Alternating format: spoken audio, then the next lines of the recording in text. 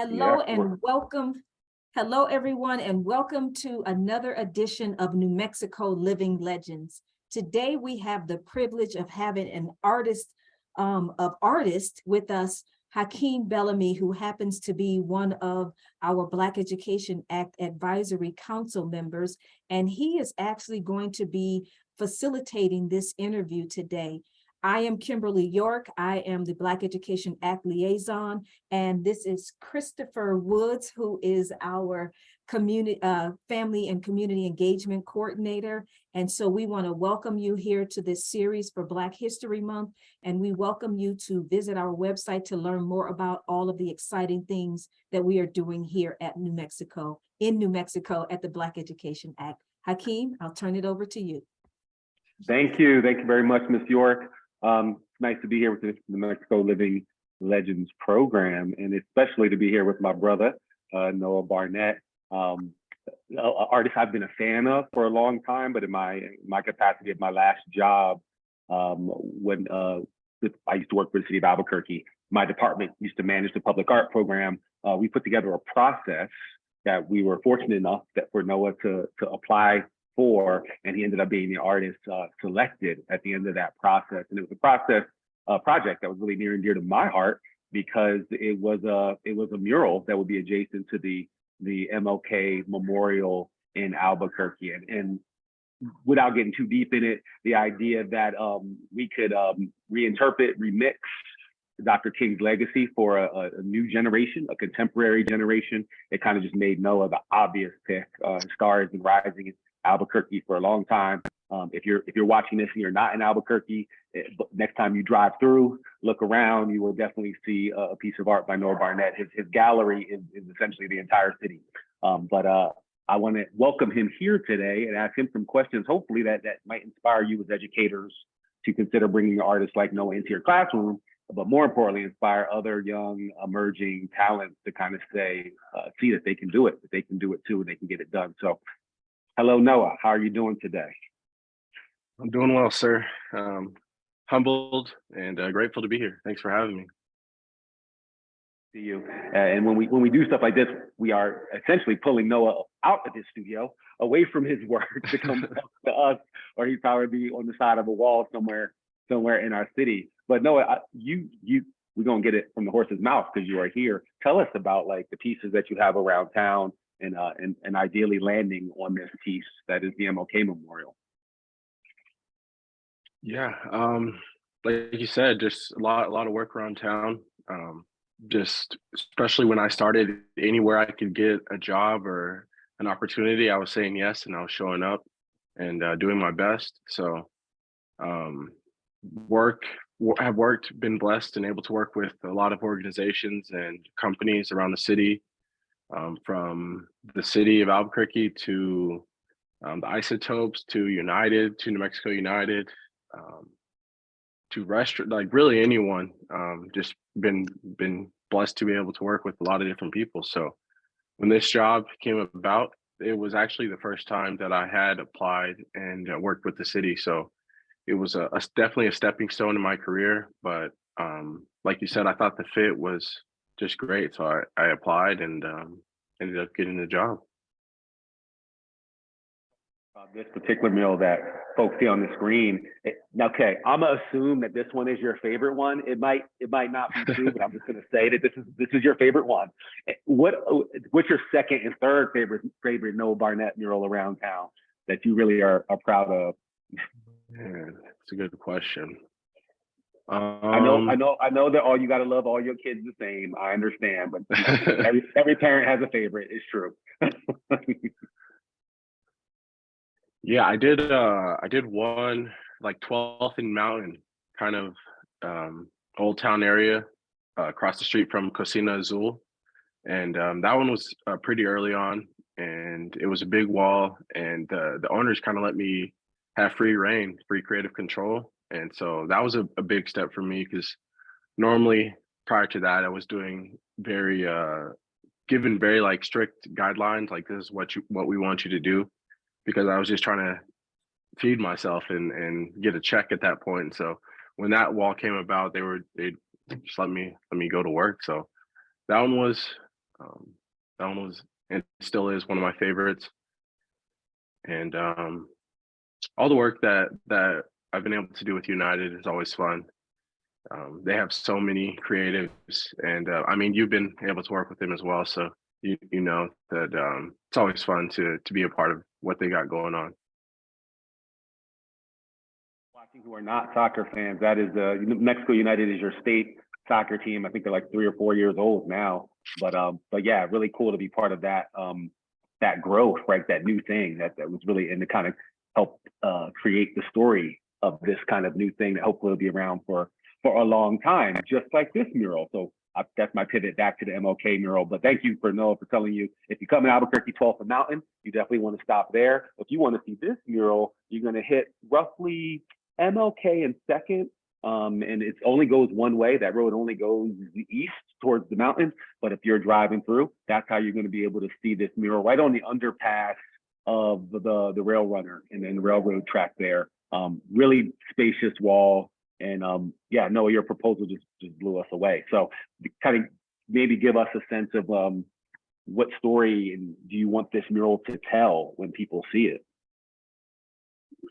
Yeah, when I saw the proposal, it was unlike a space that I had seen before. It was very dynamic. I know the city had been, after talking with you guys, trying to like do something engaging and different with the space because of the some of the problems with people inhabiting the space. So they were trying to bring some life to the underpass and to this area.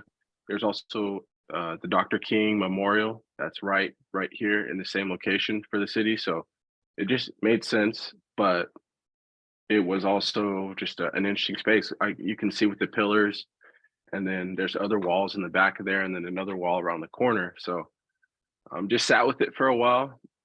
Not trying to rush to create the ideas. Just trying to like get familiar with the space. I went and visited the space, walked around it, and I think the pillars just made sense. I need both that word symbolically and literally. So I was trying to figure out ways to incorporate pillars in Dr. King's legacy, pillars in civil rights movement. And there are so many people that we could have chosen from. So I just ended up landing on his wife, Frederick Douglass, and Booker T. Washington were three people that I landed on that were pillars in, again, the civil rights movement and Dr. King's legacy, allowing him to fight for the things that he was able to fight for. And then pushing that a step forward, Dr. King is a pillar in all of our lives, allowing us to take it one step forward. So that was the idea for the pillars, which you can see. And then it also features the American flag in grayscale. There's also some iconic imagery from the I Have a Dream speech. And then the mural is titled Mountaintop. And I don't know if we want to get into that here on the like inspiration behind that, but yeah, I guess we can dive into that, the inspiration behind that as well. Yeah, and that's the educational piece, right? I mean, we're finding currently in this sphere where this moment in time that we're in, that sometimes our education might not happen in school, so it has to happen now on the roadway. So please tell us more about that iconography of the actual march, which is an amazing part of the feature of the mural as well. Yeah, man, where do I begin? So education was and is like a huge part of murals because they are in the city, in the community, and I wanted to just lead into that. Throughout the wall features some QR codes, and the QR codes take you to a website which just gives more information about all the people involved, some books, some other resources, and it features the speech that Dr. King gave. I believe it was either the day before or a couple days before he was assassinated, and this was in Memphis, Tennessee, and he was giving it to sanitation workers about a strike that had been on. And in this speech, he says that he's seen the mountaintop. He's seen that we're going to get to the other side. And it's very eerie because in this speech, he says, I might not be able to see it. Like he could kind of sense that the end was coming. He says, I might not be able to go there with you, but I've seen the mountaintop. I've seen that we will be able to achieve. And so that's what I wanted to portray in this mural. That's why we titled it Mountaintop. And yeah, this image, both of these images, the one that we're seeing now, and then the one to the left of that are also were taken from that speech. And then if you go around the corner, if you're able to visit the wall around the corner, it says, I've been to the mountaintop. And yeah, that was the idea for that. And I've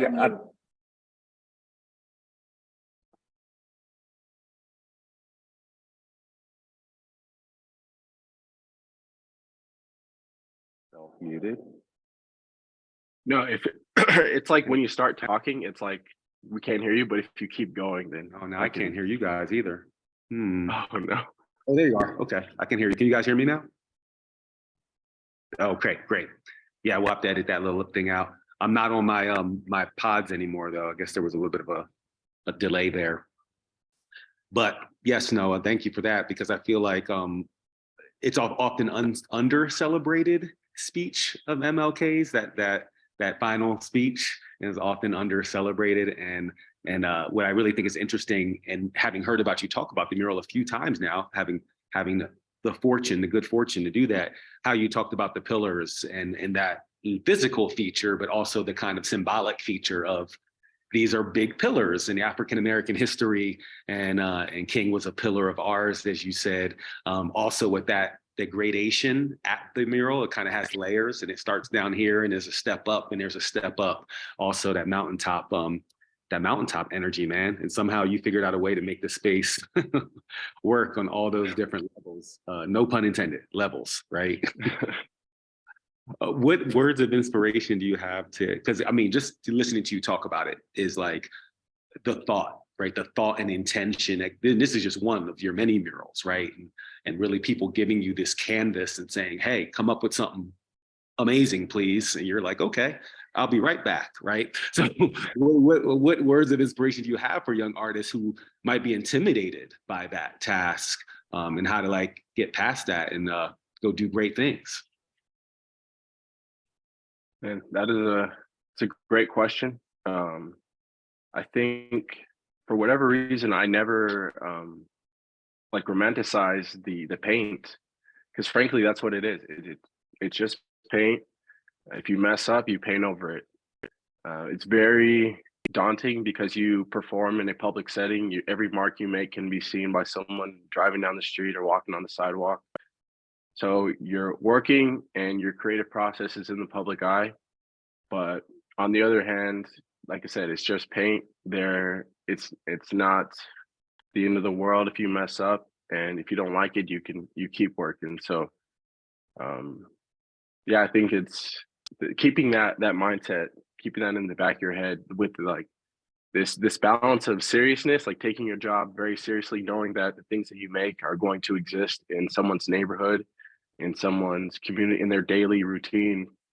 And on the other hand, understanding that don't take yourself too seriously. Like at the end of the day, you're painting walls, for a living, and it's just such a blessing. Like it shouldn't be that heavy, So I don't know if that answers your question or if that helps.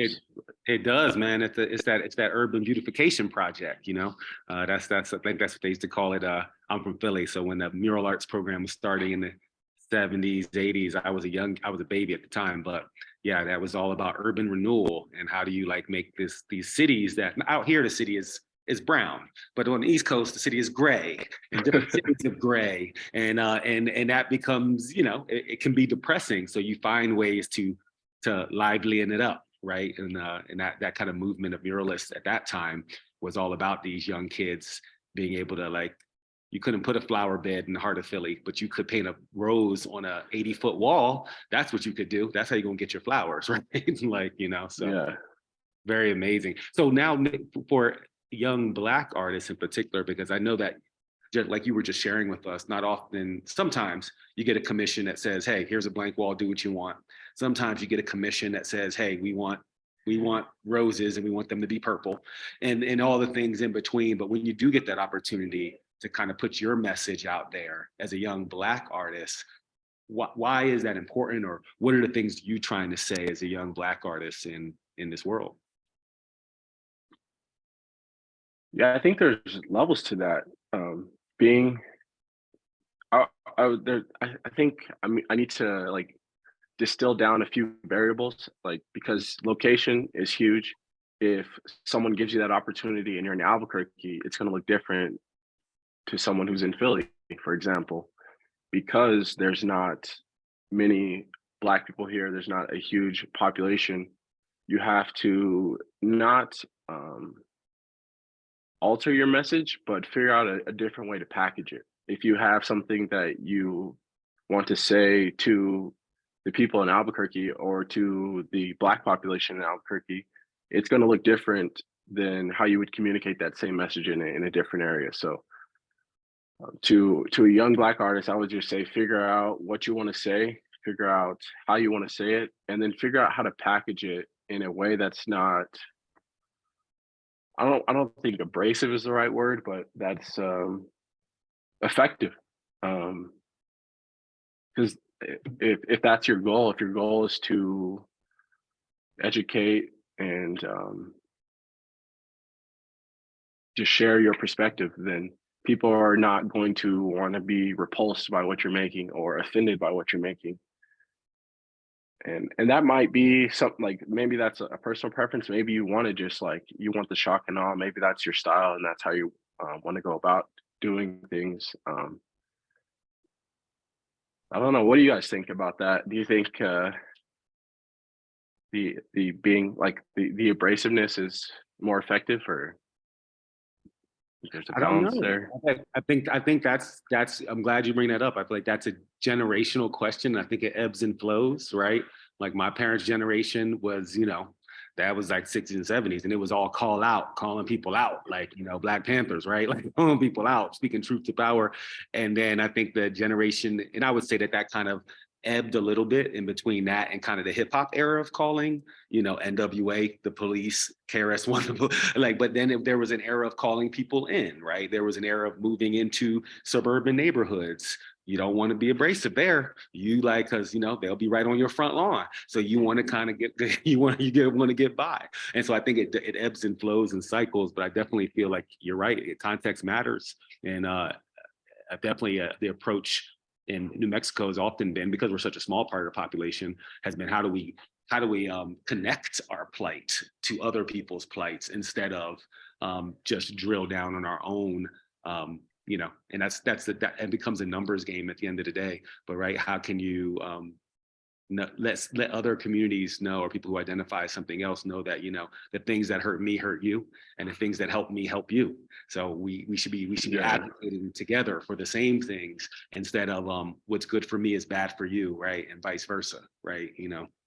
Yeah, it's such a, I think about this often because I'm born and raised here. My parents came here from the Midwest because of the Air Force, and it's such a weird relationship being from a place but understanding there's no like roots here, like I don't have any family history from New Mexico, from Albuquerque, but this is my home. And it's just like a weird balance to, or a weird relationship, so I don't know, maybe I need to talk to someone, or maybe someone has some more insight on that relationship, but it's always been something that I've been in the back of my head for sure. Well, I'll tell you what, your art is putting down roots here. You're going to be the next generations of Noe Barnetts are going to be hard to forget. They're going to be like, look, there he go, right over there. he's still over there. Since since this is our audience here is both educators and students, I think I'm trying to inhabit my inner student. But like, how did you even find your way to the arts? And especially in an educational context where arts is not always, frankly, a lot of schools can't afford it anymore, or they say they can't afford it. So how did you find your way to the arts? Yeah, through the back door. It's a weird, interesting story.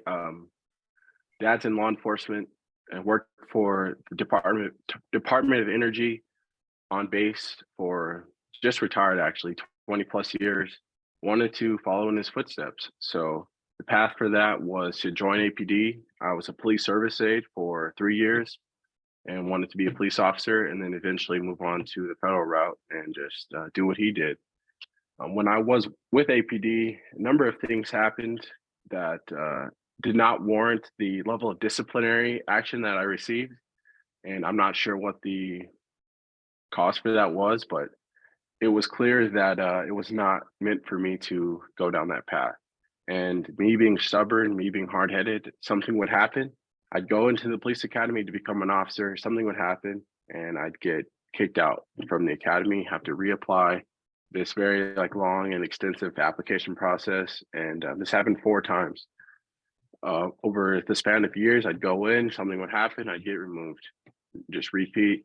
And if I, in my mind, want to do something, no one's going to tell me I'm not. So yeah, stubborn until the very last time something happened, I got fired. And they're like, all right, this is the last straw, you can never apply again. And I was 22 at the time, and I'll never forget this, feeling like my life was over, feeling like because I had my whole life planned out. By this age, I'm going to have this and have a house by this age and the whole thing. And so, yeah, I was rock bottom for me. I just was broken, not sure what to do with my life, had no other plans. And this was in the summer of 2014. And that same summer, I just re-enlisted at UNM. Was looking at the majors. I tried a few different things at this time: architecture, accounting, criminology, just doing whatever, not sure what to get a degree in. Was looking at the list of majors this time around and was like, all right, if I'm going to go back to school, I'm going to do something that I enjoy, or that I'm at least remotely interested in. And to this point, I had never taken any art classes, and decided for no apparent reason to just become an art studio major. And immediately loved it. Immediately wasn't very good, frankly, but I enjoyed it, and I put the time in. And then I guess the rest was history from there. Just taking classes, just educating myself as much as possible. And art school is such a weird thing because art is a hard thing to teach on a practical level. You can teach theory and you can teach history, which are invaluable. You can't go without those if you want to make relevant work. But the practice of it is something that you kind of have to just invest in, much like anything else. If you want to learn and grow and you want to improve in something, you're just gonna have to put the time in. There's no substitute for hours and effort. So I applied that same stubbornness that I had with getting into law enforcement into my art practice, and just invested the time, invested the hours, and then I saw some improvement.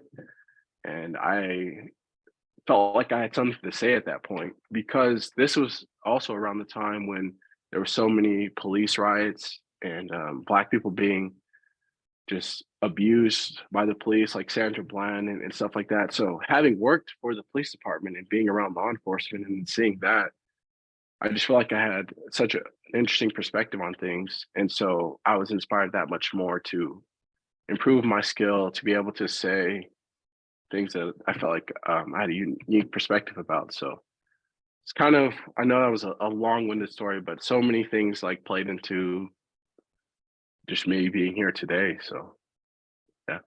Not long-winded at all. We need to hear all that because that your experience informs your art. That's how a lot of the creative decisions you end up making later down the road are wholly informed by your life, right? I would ask you this after that, because you have the I think the very interesting kind of duality of I have this kind of lived, fire and inspiration to do this, and then I also have this formal training, right? Later, right, in college, right? This formal training in school. And then it's this art that oftentimes, mural art, street art, graffiti, muralism is often seen as something very spontaneous, but it feels like it's something really, as we can see, because you told us just about this mural, it's very thought out and meticulous. It is, it's not like it used to be. You had to throw something up real quick before the cops ran you off. It's like these things are now accepted into our society, and any community that says it wants a mural knows that they're going to live with it for 10 years or so. And so like, can you talk a little bit about that? Like these things last long in communities. You talked about it earlier. When you're leaving the city on your commute, you see this mural every day. Like how does that play into some of the creative decisions? It goes back to what you were saying earlier about a context, I believe, and just creating and coming up with ideas with that perspective in mind, with the perspective that this is going to be a part of the commute, someone's life for years to come, and just taking a beat. I know often, especially when I was getting started, whenever I'd get a job or an opportunity, the like you kind of get giddy, like the shock of it is something that is special, you know, and you're just grateful to it. So you want to just get working and get started as soon as possible. Just start painting and start executing. So just take a second to just take a breath, understand where you're creating, understand the context of the area, understand the responsibility. I think that's a good word, the responsibility of what you're doing, what you're making, and how that is going to play into your design and to even the execution of it. Going back, like every time I look at this wall, like it was painted in such a quick time. This whole space was painted in under 2 weeks. And even to myself, like if I were to go do this again, I probably would have just slowed down and just maybe taken another extra week, just adding things, or maybe taking my time on certain elements, because in the moment when you're in the process of making it, you want to just push through it and get it done. And then when you're separated, when you're years removed, the time that you invested, I guess, or in the moment, like it doesn't seem I don't know how to articulate that, but like in the moment, the time seems like it's going slow, but when you're removed from it, you wish that you would have just invested that much more time and taken your time, and not has been in such a rush to move on to the next thing, because the quality matters, the longevity matters, The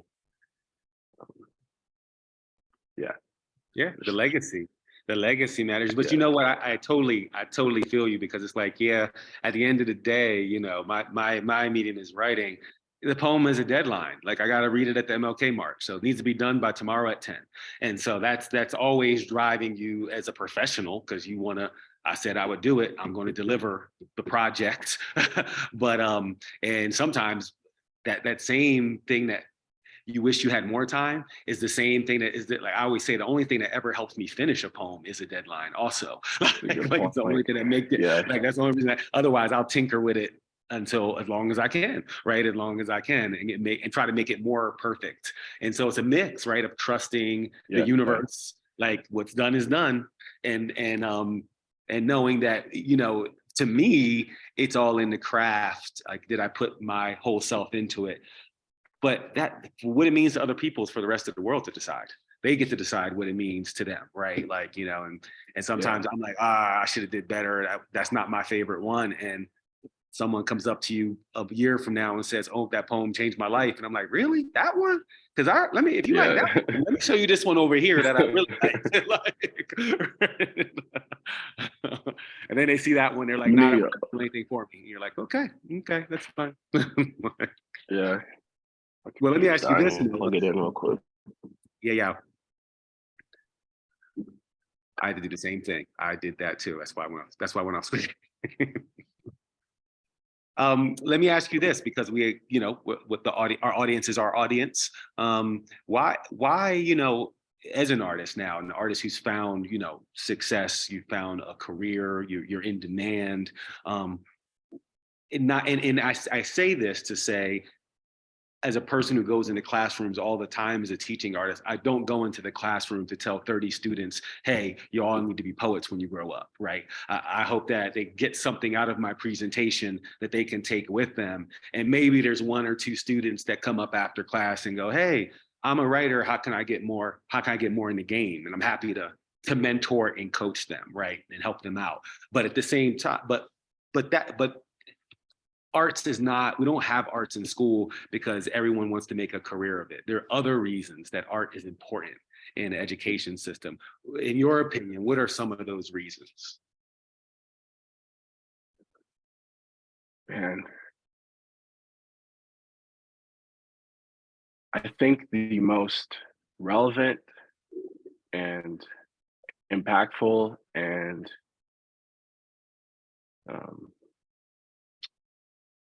I think relevant is just the best word I can use to describe that. The most relevant topics can only be talked about through art, because relevance is often vulnerable. And what I mean by vulnerable is like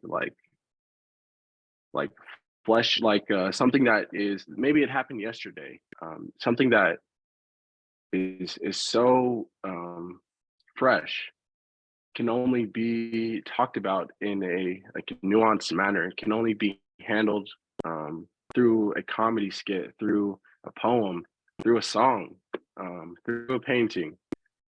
The art is a vessel that allows people to drop their guard, or to laugh, or to feel an emotion that is packaged with what needs to be said.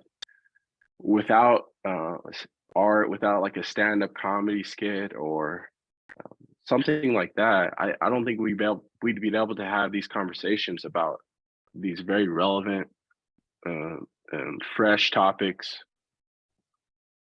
So I think that's why we need art on a very grand scale. That is, I mean, y'all know I'm in school. I hear lots of smart things all day in class. That is the illest thing I heard all day.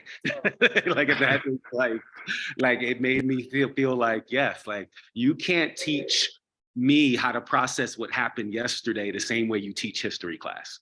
Like only art can do that. Only art. And then you gave examples of like, yes, a sketch comedy show, or we've been watching a lot of Jordan and Peele lately, Key and Peele at my house lately. And then, and it's our teenage and 20-year-old that are watching it. And I'm just like, man, like that was the Chappelle show of my day. But yeah, like they could do things in real time and make meaning in real time in a way that, you don't get to in the classroom. For lots of reasons, standards, rubrics, history is way more vast, subject matter wise, but what our students need is help processing what happened yesterday, and art gives them a way to do that, right, in real time.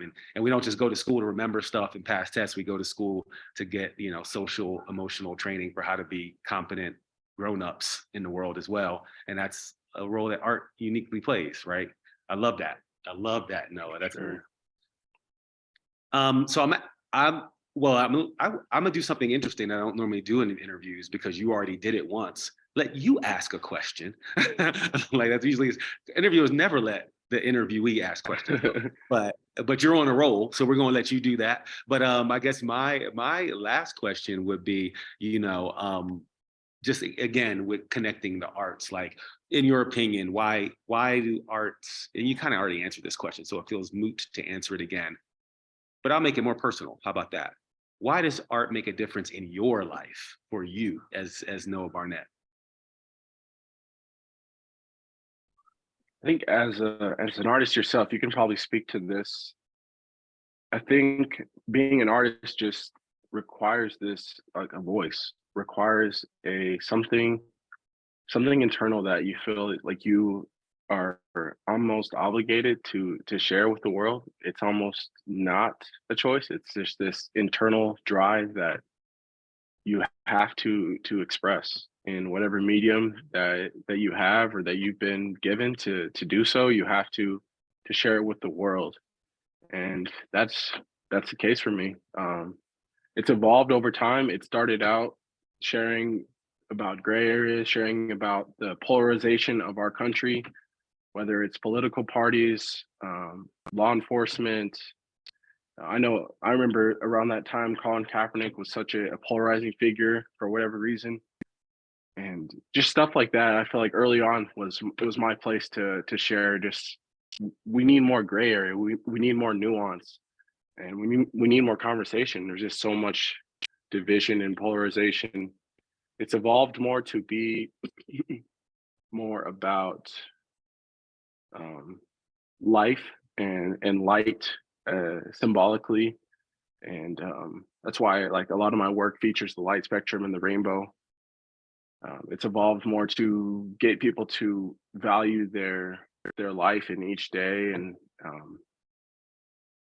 so yeah, the message has not changed, but it's evolved over time. But the desire and the reason for creation is just feeling like I have a unique perspective, and I'm sure everyone has unique perspective. So everyone has the ability to make art, because no one is able to see things the way that you do, or maybe your perspective is relatable to a lot of people, and you can find a voice and find people that relate to your stuff that way. But yeah, that's been the reason for the and the drive for my work. Definitely is just an internal drive and desire to just share. Yeah, I love it. That's a good landing too, but I want you to be able to ask a question if you would like. I feel like I have all the questions. Yeah. No, I like us ending on So many. I think we won a lot of places. Come to mind. Do you guys have any opinions? I've been thinking a lot about AI and how the like visual art plays into that. Canvas work, even murals, and with you guys dealing with students and with kids that are in school right now, are you still pushing students to learn things like painting, given that AI learns all about, because AI obviously can learn about art history and all that stuff rather easily, and then if we like build a robot or come up with some sort of technology that allows an AI to make a painting or make a mural, my job essentially becomes obsolete at that point. So I don't envy the next generation, or maybe I should. I don't know. What do you guys think about that? You got a perspective on that, Kim? I was going to say, so interestingly enough, I was just watching a YouTuber the other day that was saying that AI is killing creativity. And so I'm not an artist by any stretch of the imagination, like stick figures, that's my lane right there. But I do think that, I like the process of seeing things being created, right? As opposed to like a finished product that you really didn't see. I mean, I can appreciate the finished product, but I like watching the process.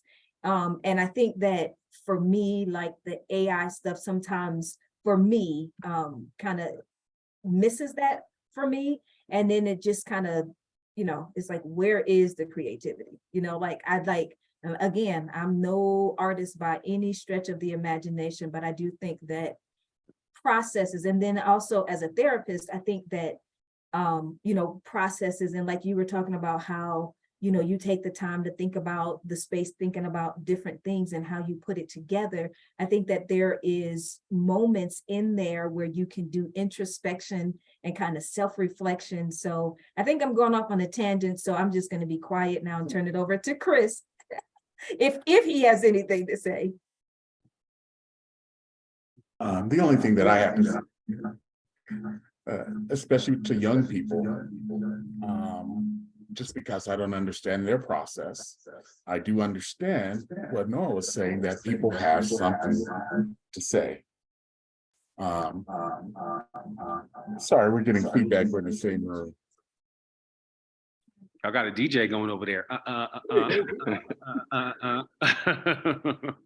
And that's part of it, part of that creative process. And so I was working with young people, and they were looking at telling me their ideas, how they develop inspiration, how they develop a product that they want to share with the world, and they want it to be monetized.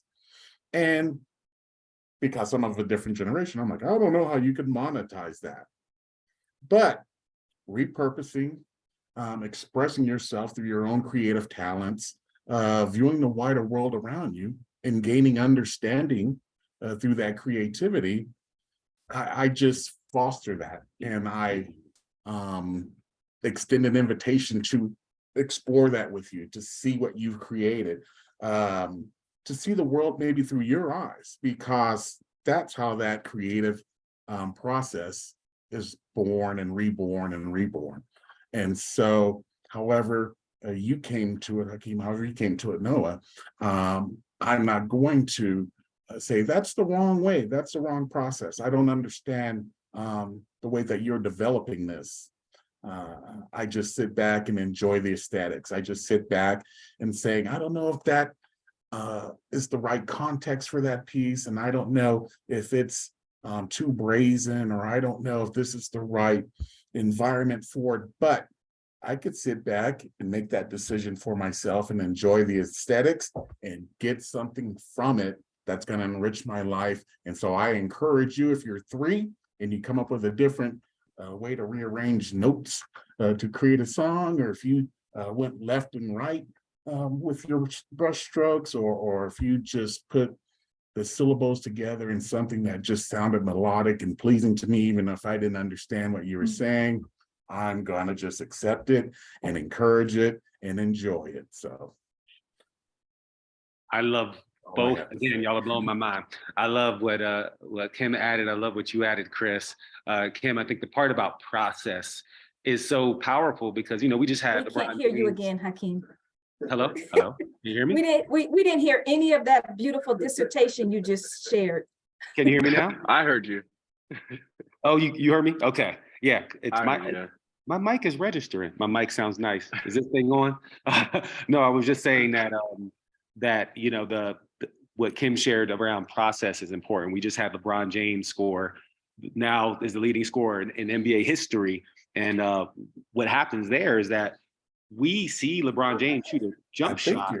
your AirPods gave out. Hello? We can't hear you. Do you still have your volume down? We didn't hear any of that, Noah. Hakim. No, I'm on my ambient onboard mic. I don't have the AirPods on anymore. See, like I don't think she has her volume down. Yeah. Can you guys hear me now? Hello? Yeah? Uh-oh. I can't hear you now, Kim. We can Hello? hear you. You can hear me? Okay. All right. No, I'm so sorry about that. That was my error. I was just saying that LeBron James is now the leading scorer in the NBA. And when we see LeBron James shoot a jump shot, we assume, like we don't not even assume, we know that he spent a lot of time in his process in order to be able to shoot that shot spontaneously and have it go in frequently. And I feel like that's what you miss as far as process with AI, is like, I have a sense when I see the finished product that there was a lot of time and effort put into this. And if you just want to buy a product and have some art on your wall, you can do that right now at Hobby Lobby. But if you want to buy a Noe Barnett piece, you know that, oh man, he put time into this. And frankly, if you believe how I believe, it might be a little new age, is that time is energy. And like the painting is a crystal that holds that energy. And so that's really what you're acquiring if you're acquiring work from a live person and not a algorithm or a formula. And then to Chris's point, we also want to know from LeBron James, like LeBron James is gonna write a book and we're all gonna read his book, not because he shot a pretty jump shot, Not because he put a lot of time into his jump shot, because we want to know what goes on in the mind of the artist too, and what their perspective is and how they got there. Even though an AI can write a book through Chat GPT, you're not going to get into the mind of the AI and have these philosophical conversations about how it arrived at that thing. And I think that that's always going to be something that's germane to the things that humans create versus the things that that the cloud can create. So Yeah, that's good. Definitely a lot to sparks a lot of thought. I hope that wasn't like, I hope that it's relevant to the classroom and to this conversation. I know I was like a weird tangent, but no, we here to talk shop. We're here to be artists talking art. It gets obtuse when you put two artists in the room. It's the beginning of a bad joke. Two artists walk into a bar. It's Right. the beginning of a bad joke, right? An hour later, they're still in there talking about art. So, but I have to run away, you guys. This has been so super fun. And thank you, Noah, for doing it. Thank you, Chris and Kim, for making an artist your number 2 living legend. I know you're going to have like many episodes of this. So thanks for keeping art at the forefront and not as an afterthought. And this was fun. Yes, Noah, don't thank know you if so I'm much. I know worthy that- of that title, but we're here. So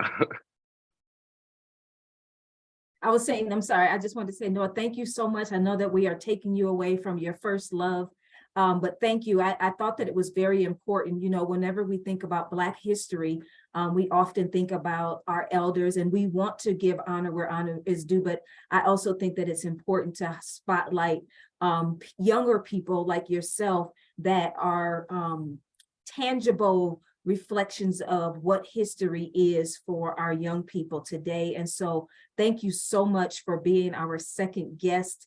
And I'm looking forward to sharing this with our audience our audience throughout PED, as well as with the educators and students.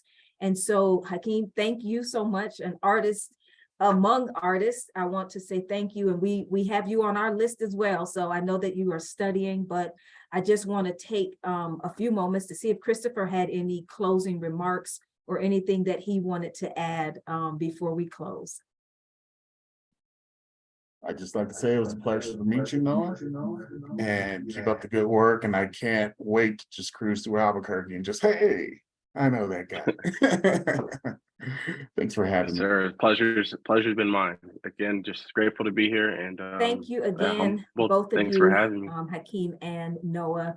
We will make sure that this gets shared far and wide. We really appreciate you.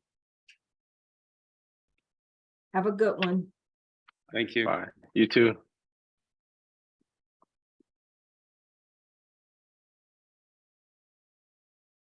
That's good.